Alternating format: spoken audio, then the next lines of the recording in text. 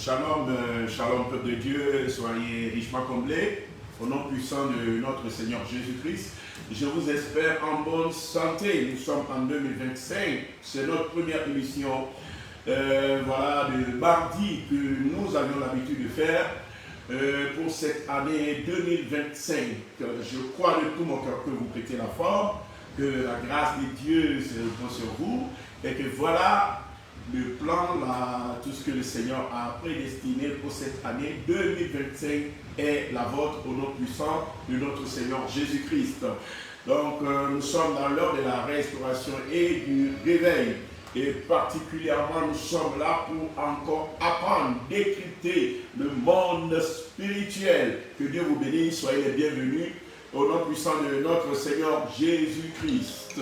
Donc aujourd'hui nous commençons un nouveau enseignement et nous voulons parler d'un thème qui me tient à cœur.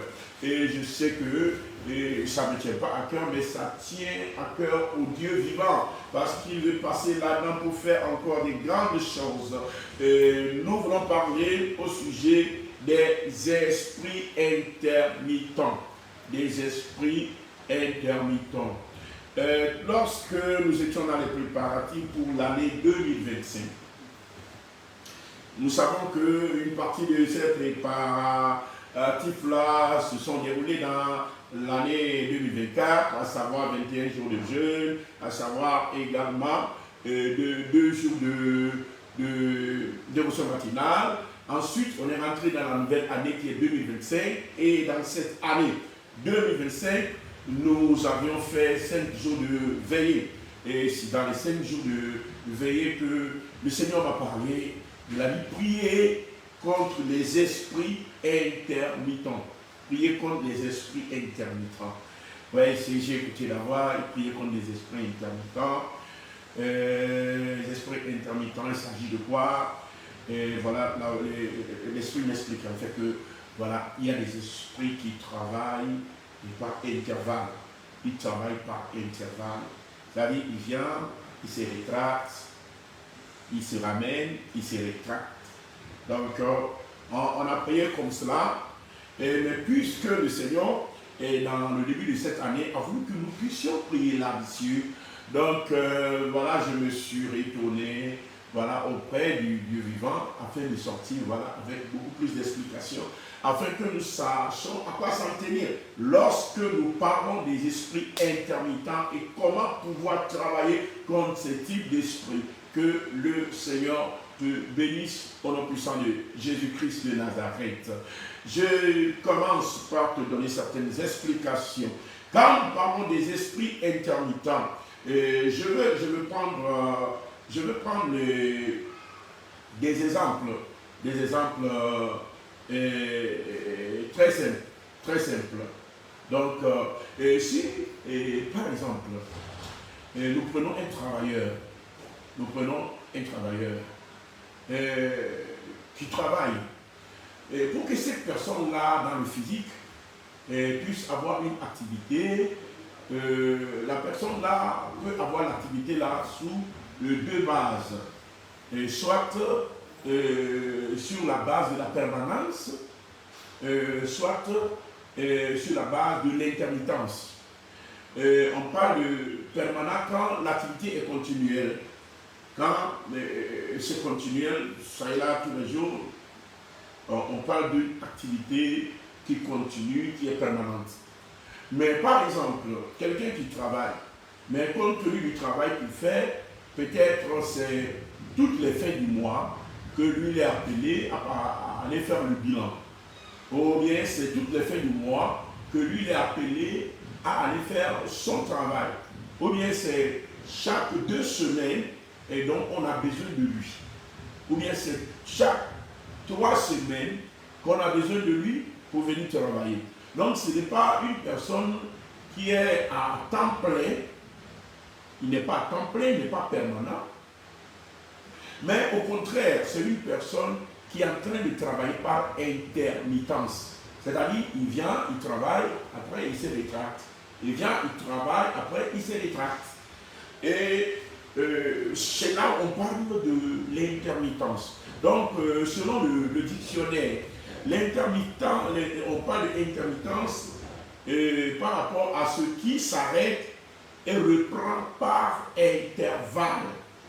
Ce qui s'arrête et reprend par intervalle. Donc, ça s'arrête et ça reprend. Et ça s'arrête et ça reprend. Et ça s'arrête et ça reprend. Donc, le travail qui est opéré là-bas n'est pas à temps plein, n'est pas continuel, mais c'est cadencé, c'est pas intermittence, c'est périodique, ou bien périodiquement que le travail là est exécuté. C'est là où on parle de intermittence. Et cette intermittence, loin d'être seulement une façon d'agir des êtres humains, retrouve plutôt sa source dans le monde spirituel. Quand nous parlons des anges, il y a certains anges qui opèrent sur la base de l'intermittence, tandis qu'il y a d'autres qui opèrent sur la base de la permanence. Je répète, il y a certains des anges qui opèrent sur la base de l'intermittence, tandis qu'il y a d'autres anges qui opèrent sur la base de la permanence. Donc, les anges qui opèrent sur la base de l'intermittence, ils ont une période donnée, ils ont un temps donné, où ils viennent et agissent, ils retournent, ils viennent et agissent, à chaque fois que la période là est là, à chaque fois que le temps là est là. Quand nous prenons, par exemple, je prends d'abord deux exemples. Je prends deux exemples. On va vraiment décortiquer la parole de Dieu. Et puis, nous allons apprendre et nous allons prier. Si nous prenons l'exemple, amen. Lorsque nous prenons l'exemple du démon, et je veux commencer d'abord par les anges de Dieu. Si nous prenons l'exemple de l'ange qui vient périodiquement agiter l'eau à Bethsaïda. La Bible dit périodiquement, un ange venait remuer l'eau à Bethsaïda. Et la personne qui rentrait dans l'eau, la première, qui se précipitait dans l'eau, la première, est automatiquement guérie, quelle que fût sa maladie. Quelle que fût la maladie de cette personne, périodiquement, un ange descendait dans la piscine pour remuer l'eau. Donc, ce n'est pas une activité qui est permanente, mais périodiquement. L'ange venait remuer l'eau, et puis il s'en va. Donc, ce n'est pas une activité permanente, mais c'est une activité par intermittence. Quand il remue l'eau, la première personne qui tombe dans l'eau est automatiquement guérie, quelle que soit sa maladie. Mais c'est périodique, ce n'est pas intermittence. Donc, c'est un ange qui opère sur la base de l'intermittence. Et c'est un ange de Dieu qui descendait pour opérer. Un autre exemple dans la parole de Dieu. Un autre exemple. Lorsque nous prenons Jacob, qui s'est battu avec l'ange toute la nuit. La Bible dit, l'ange lui a frappé à l'emboîture gauche. Et il s'est démis. L'os de la jambe s'est démis. Alléluia. Donc du coup, il ne s'est pas arrêté. Il a continué par se battre. Mais il avait affaire à un ange intermittent. Il avait affaire à un ange intermittent. Donc il opère périodiquement. C'est un ange qui opère périodiquement. Donc ce n'est pas un ange qui peut opérer le jour, la nuit, à tous les moments, il n'est pas permanent. Donc du coup, lorsqu'il se faisait jour, l'ange lui dit, laisse-moi partir parce qu'il se fait maintenant jour. C'est-à-dire la période opératoire et exécutoire de cet ange est en train de s'épuiser. Donc l'ange lui dit, il se fait jour. En d'autres termes, je ne suis pas autorisé à continuer pendant le jour. Je suis un ange intermittent. Donc vous voyez, donc l'ange lui dit, il se fait jour, laisse-moi, je vais partir. Mais Jacob lui dit, je ne te laisserai pas si tu ne me bénis. Je ne vais pas te laisser si tu ne me bénis pas. Vous voyez? Donc, en fait, Jacob n'a pas pu être plus fort que l'ange.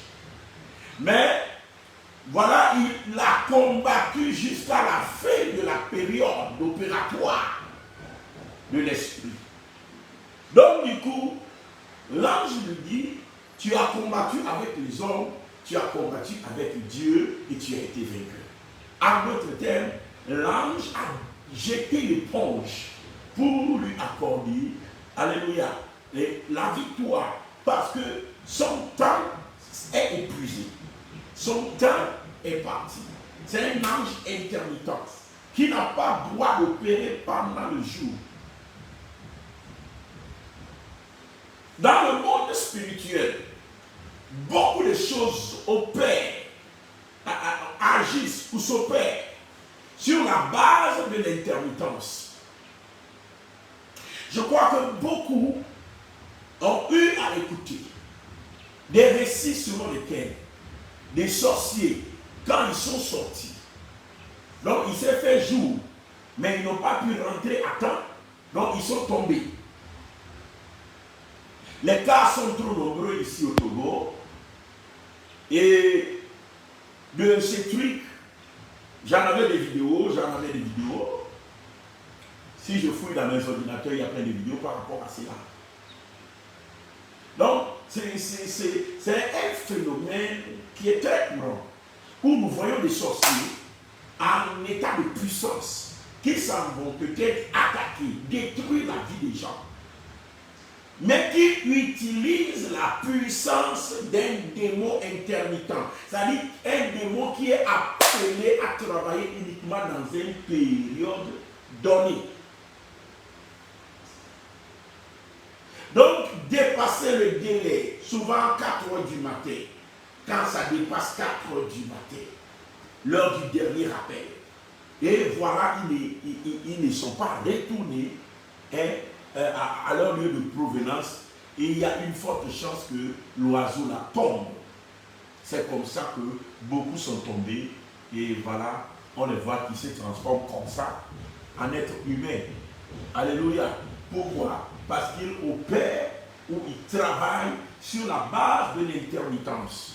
Donc quand le Seigneur m'a parlé, il a dit, vous allez prier contre les esprits intermittents.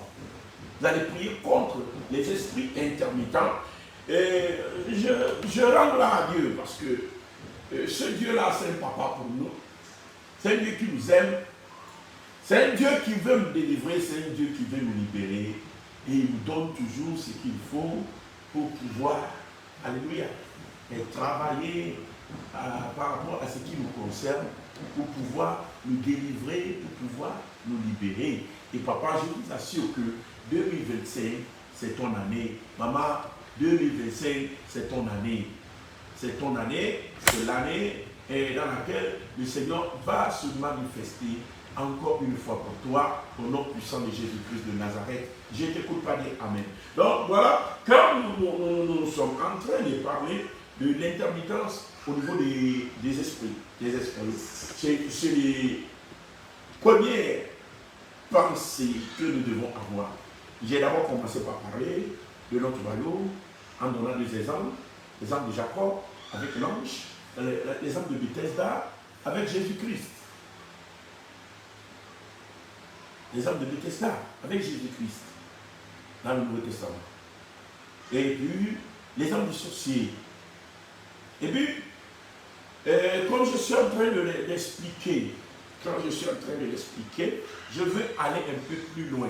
Et en parlant de voyage de la sorcellerie, c'est ce que je viens de dire, souvent, ils utilisent des démons qui opèrent par intermittence. Souvent. Parce que le sorcier peut opérer les jours, comme il peut opérer la nuit. Mais ça dépend souvent du type de démon qui est utilisé. Mais des fois, certains d'entre eux utilisent des démons qui opèrent et qui agissent sur la base de l'intermittence. Et l'intermittence fait partie des approches opératoires des démons. L'intermittence fait partie des approches opératoires des esprits. Quand, par exemple, nous prenons un démoniaque, quelqu'un qui est possédé. Et voilà, on veut faire la délivrance à cette personne. On veut libérer la personne là sous le joug des forces maléfiques et des forces des ténèbres. Vous allez voir que les démons ou la sorcellerie, pour protéger leur autel, qui est dans la vie de la personne, alléluia, ont souvent deux méthodes. Quand ils voient que leur autel est exposé et que leur autel est soumis au feu et risque d'être brisé, ils ont souvent deux réactions. La première réaction, c'est la réaction du renfort. Le démon qui se sent menacé et qui voit qu'on est en train de le renvoyer, des fois fait appel à d'autres démons.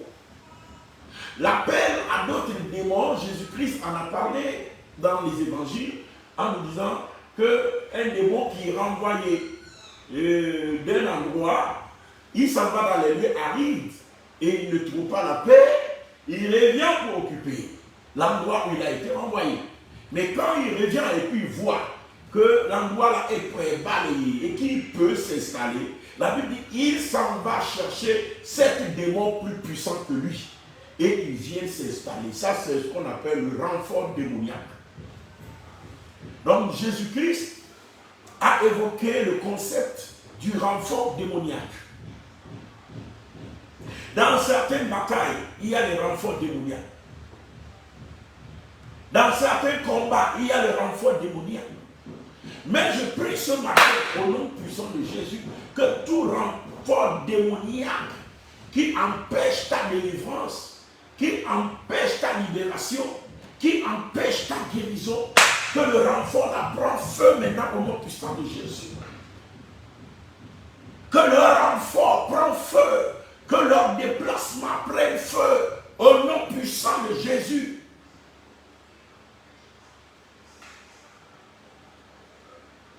C'est pourquoi, des fois même dans certaines batailles spirituelles, nous devons nous adresser, nous attaquer, nous devons attaquer certains renforts démoniaques pour pouvoir changer la donne, pour pouvoir avoir accès à la délivrance ou à la libération. Donc souvent, dans les instances de bataille spirituelle, de délivrance, il y a ce que nous appelons les renforts démoniaques. Et comme je le dis, le renfort démoniaque, quand on est en train de briser un autel de sorcellerie, il y a un autel démoniaque dans la vie de quelqu'un qui est possédé, dans le but de le délivrer, dans le but de le libérer. Ce qui se passe souvent, c'est que les démons qui ont pris de l'emprise dans la vie de cette personne, les démons qui ont pris en captivité, cette personne-là peut faire appel à d'autres démons. Et si le Seigneur t'ouvre les yeux, c'est pourquoi quelqu'un qui veut faire la délivrance, tu ne peux pas faire ce ministère totalement si Dieu ne t'ouvre pas les yeux, si tu n'es pas sensible au monde spirituel, pour percevoir les informations qui te parviennent. Pour percevoir les informations qui te parviennent. il est tellement important, il perçoit les infos.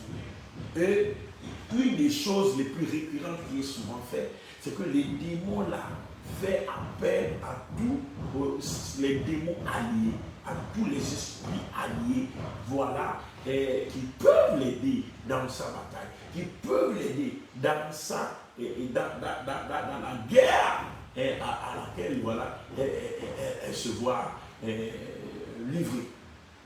Donc, et les démons là maintenant viennent apporter un renfort, un soutien. Un soutien. Donc, c'est souvent les premières méthodes.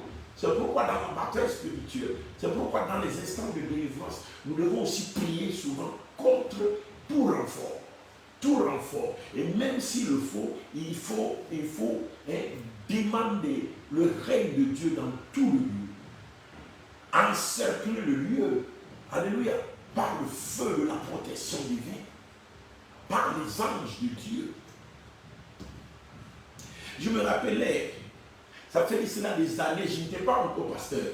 J'étais parti dans un lieu de prière, je vais chercher la face de Dieu sur certains sujets qui me tenaient vraiment à cœur. Et le jour-là, j'étais parti dans un camp de prière. C'est un camp où on amenait beaucoup de fous et pour prier pour eux, pour qu'ils soient délivrés. Il y avait beaucoup de fous dans les chaînes.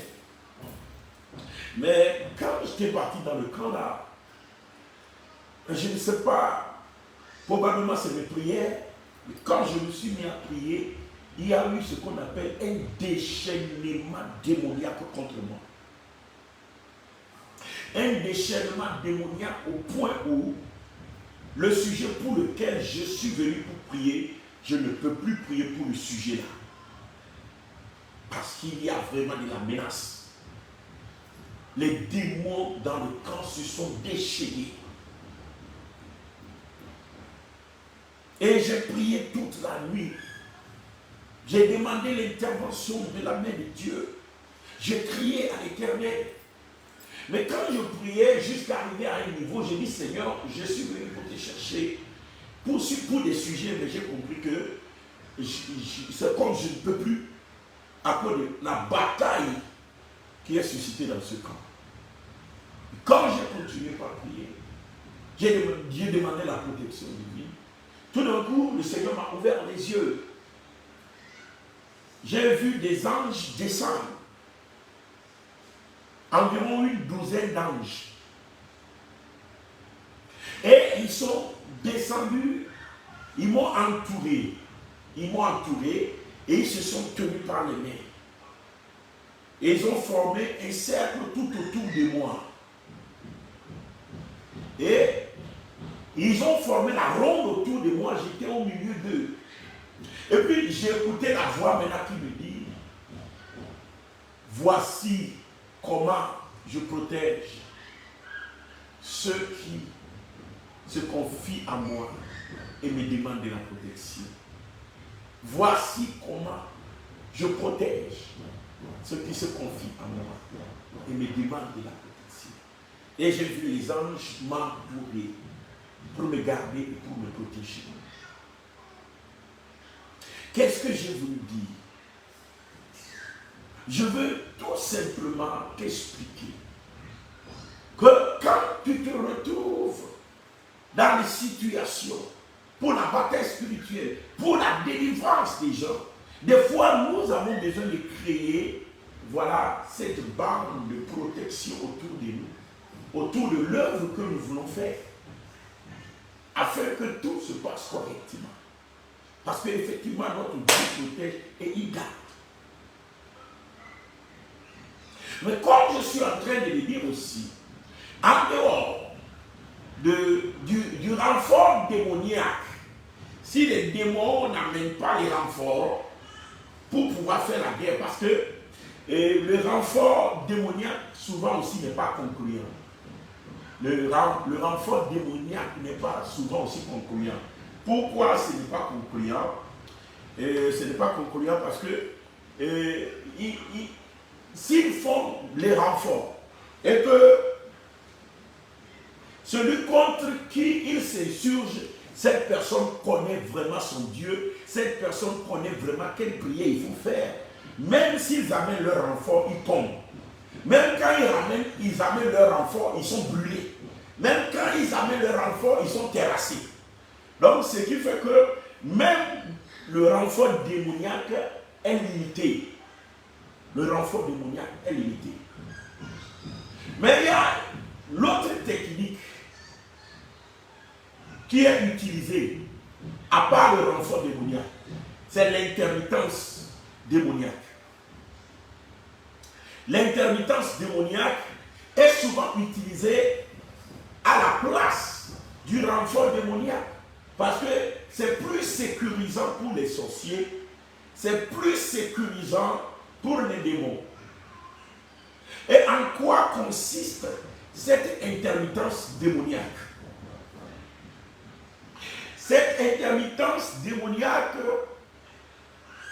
consiste pour le sorcier à enlever l'élément de sa sorcellerie. Ce qui lui donne la sorcellerie, il enlève, le dépose sur leur autel de la sorcellerie ailleurs. Il enlève, le dépose sur leur autel de la sorcellerie ailleurs. Maintenant, il vient comme un être saint qui ne porte plus la sorcellerie. C'est-à-dire, il a enlevé, il a déposé, il est venu comme un être humain normal. Et beaucoup de démons aussi font ça. Quand ils voient que la personne va aller à l'église, la personne va se rendre à ce lieu-là, on va les renvoyer. Ils quittent le corps de la personne. Et ils attendent la personne dehors. Ils attendent la personne dehors. La personne, c'est un démoniaque. C'est un démoniaque, c'est-à-dire un démon a fait habitation en lui. Mais en ce moment-là, vous allez voir, la personne vient comme une personne normale. Vous pouvez commander les démons, rien ne va se produire. Il n'y aura pas de manifestation, il n'y aura rien. Vous pouvez commander la sorcellerie là, il n'y aura rien parce que la personne est venue comme une personne normale. Il a enlevé la sorcellerie, il l'a déposé avant de venir. Le démon a quitté et parti rester dehors en attendant. Donc il n'est pas venu avec la personne. Tu vas faire délivrance, tu vas fatiguer. Tu vas prier, il n'y aura pas de manifestation. Il n'y aura pas. Oh my God. Il n'y aura pas de mouvement démoniaque. Et puis la personne va se poser la question, est-ce que c'est normal que voilà, j'ai des démons, mais je n'ai pas de manifestation? Oui, tu peux avoir des démons, mais pas avoir de manifestation. Parce que les démons utilisent la technique de l'intermittence.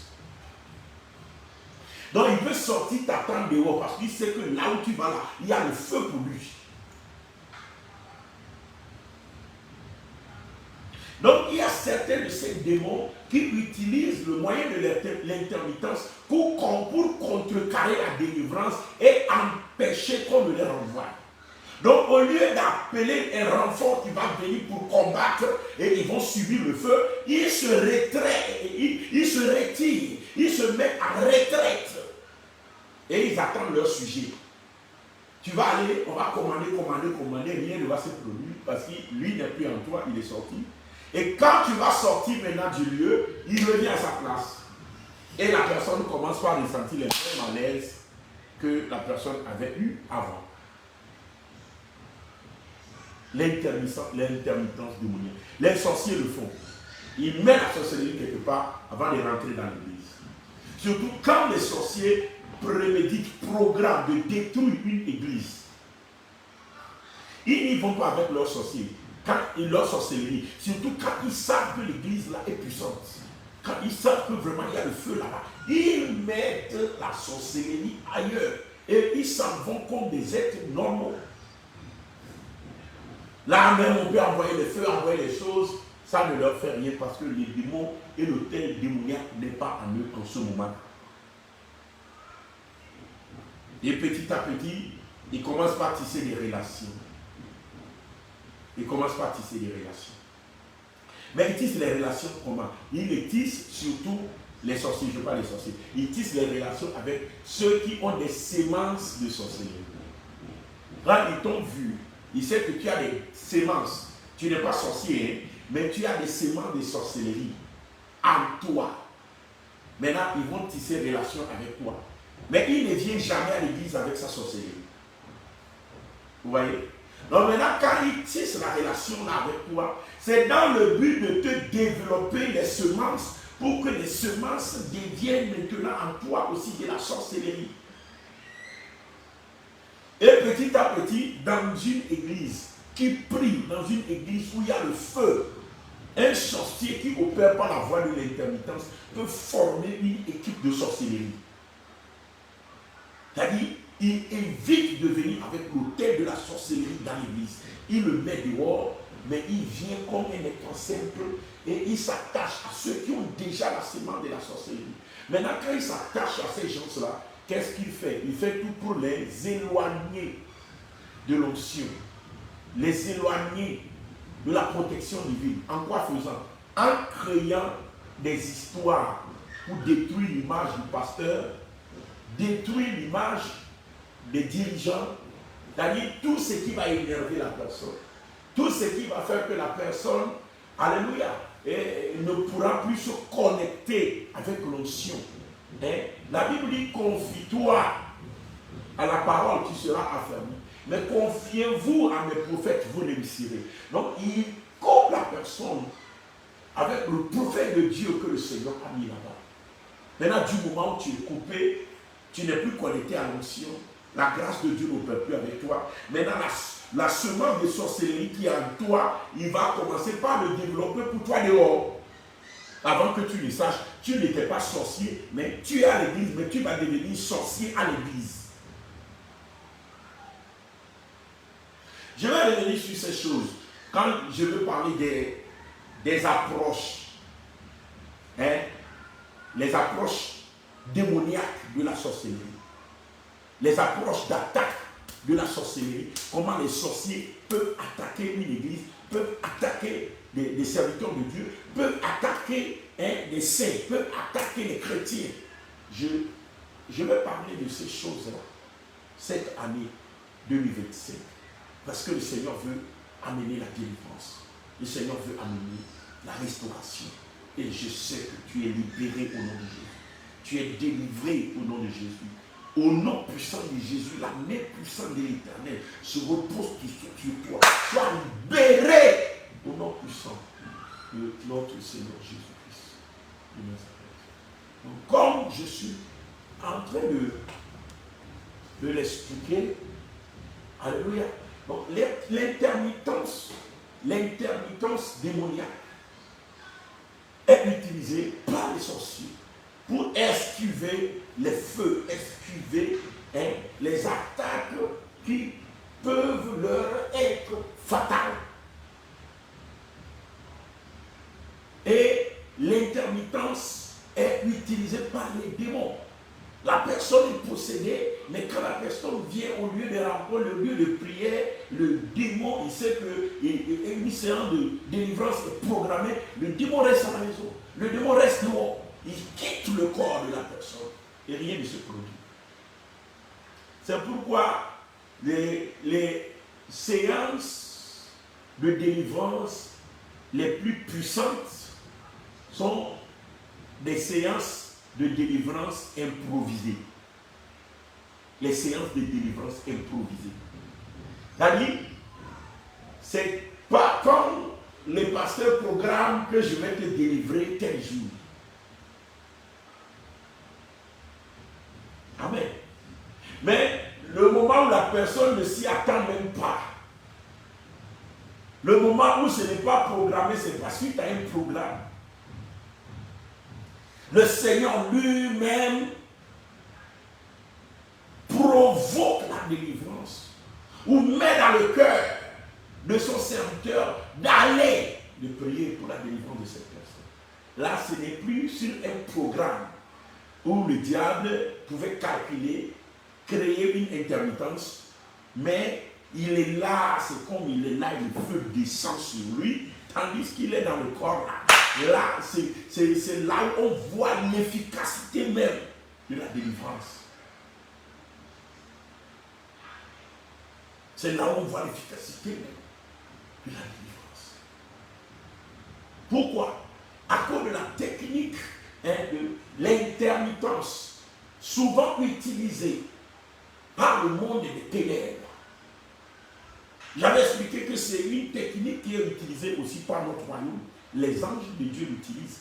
Et c'est souvent utilisé à Bethsaïda, où périodiquement un ange descendait dans l'eau. Vous avez vu le cas de Jacob. Donc l'intermittence est dans la délivrance. L'intermittence dans la délivrance est un facteur très important. L'intermittence dans la délivrance est un facteur très important. Je m'avais dit une seule chose pour aujourd'hui. Je suis dans l'introduction, mais je sais que déjà, parce que je suis en train de te dire, le Seigneur est en train de t'expliquer beaucoup de choses. Parce que Dieu veut agir. Papa veut agir. Papa veut agir. Oui, c'est notre papa. Il veut agir. Il veut t'appuyer. Il veut agir. Que son nom soit glorifié dans ta vie. Je t'écouterai me dire Amen. Alléluia. Donc, comme je suis en train de l'expliquer, nous allons faire une lecture.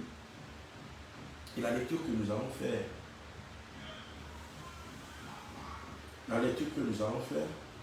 nous allons le faire dans le livre de Juges. Juges, au chapitre 6, le verset 3 à 6.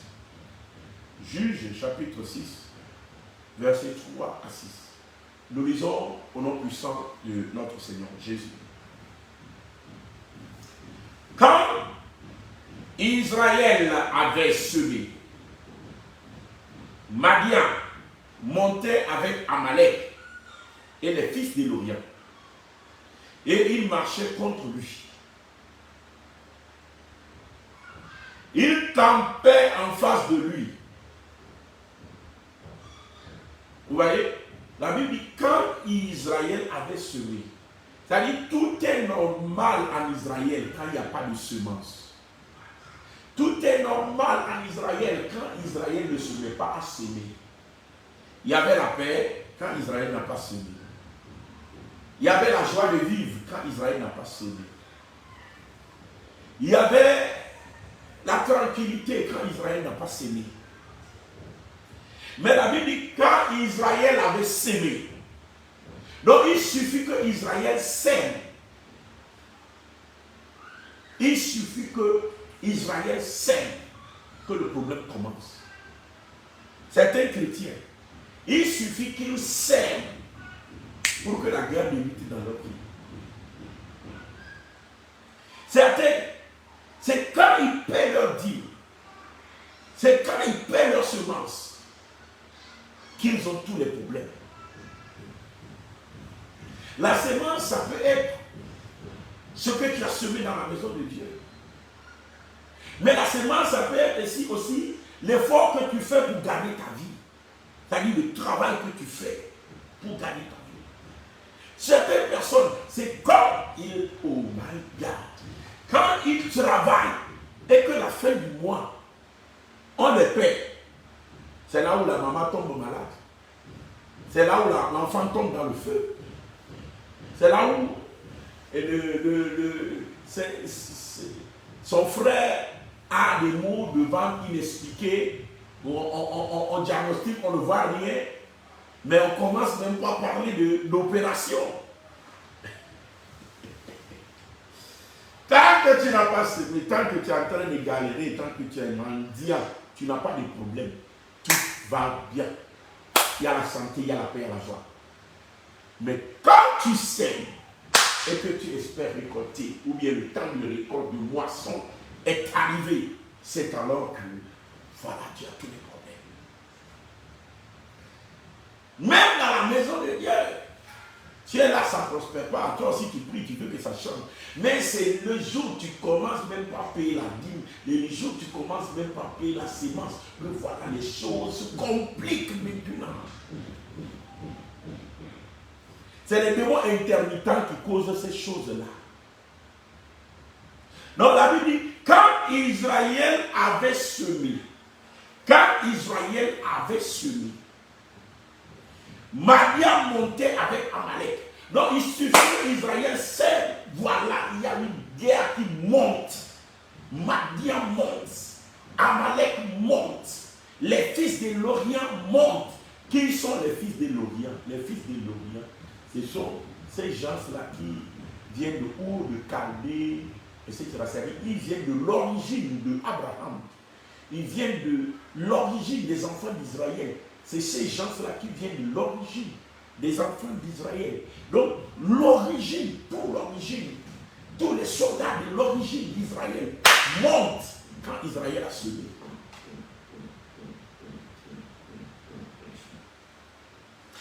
Madian montait avec Amalek et les fils de l'Orient. Et ils marchaient contre Israël, parce que Israël a semé. Si Israël n'a pas semé, Israël est tranquille. Hey! Donc, verset 4. Il campait en face de lui. Suivez bien. Il campait en face d'Israël. C'est-à-dire, le problème maintenant vient te faire face. La guerre vient te faire face. Parce que tu as semé. Parce que tu as travaillé. Parce que tu as lutté pour changer ta condition. Mais dans la guerre te fait face. Donc, il campait en face de lui.